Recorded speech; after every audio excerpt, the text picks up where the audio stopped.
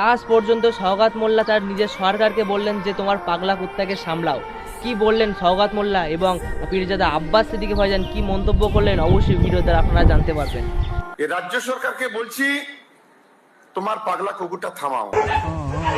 রাজ্য সরকারকে বলবো তোমার এই পাগলা কুকুর সামলাও, তোমার এই পাগলা কুকুর সামলাও, না হয় বাধ্য হব।